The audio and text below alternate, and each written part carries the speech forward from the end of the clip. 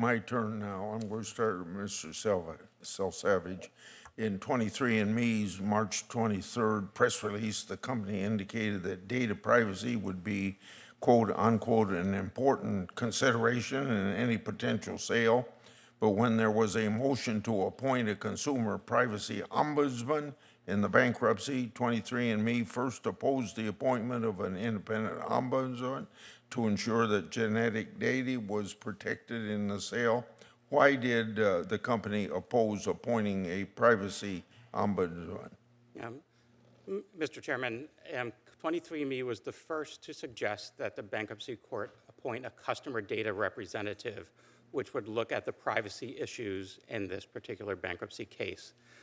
23andMe at the time did not believe that a consumer privacy ombudsman was needed. And the differentiation there is a consumer privacy ombudsman is required in bankruptcy when there's a change in the privacy policy from one company to the next.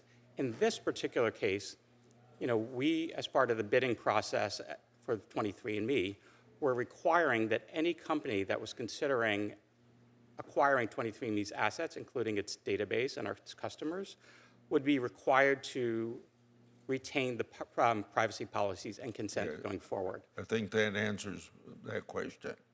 Okay. So is 23andMe's priority to sell consumer genetic information to the highest bidder, or to ensure that the genetic data it has collected will be protected according to existing privacy policies? Mr. Chairman, our customers' data and privacy is, a top priority in this process, at 23andMe and for the special committee overseeing this process. It is not just the highest bidder. We have required that, basically any bidder, as I said, and the two remaining bidders have affirmatively said that they would actually continue those privacy policies and consent and put that in writing in their asset purchase agreements or contracts to buy the company. Also to you, the point of bankruptcy is to, quote, marshal assets in a way that maximizes their value for the benefit primarily of creditors, and then once creditors are paid, for owners, end of quote. And in your written testimony, you agree with the aim of maximizing the value of the business for stakeholders, but placing as little restrictions on the customer data as possible makes the data more valuable to the buyer. Would you characterize genomic data as a bankruptcy asset?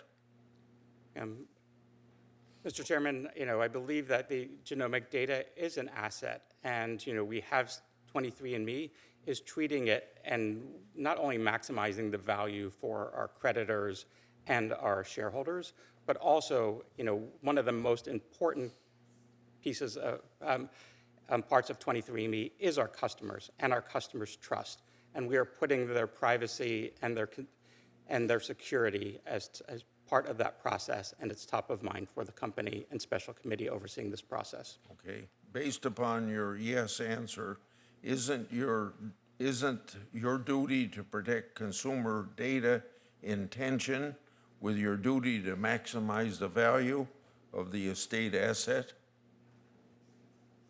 And I think we are looking at both of those duties combined, Mr. Chairman.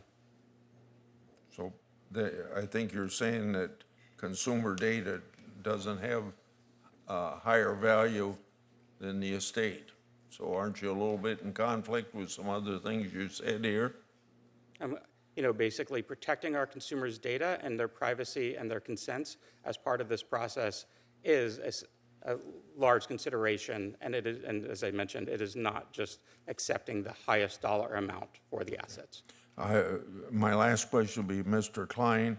In 2019, the DOD advised members of the armed services not to use direct-to-consumer genetic testing devices. The guidance noted the risk of mass surveillance and the ability to track individuals without authorization. How could foreign adversaries use either the personalized or the aggregated genetic information of U.S. service members to harm U.S. interests in military operations? Thank you, Senator.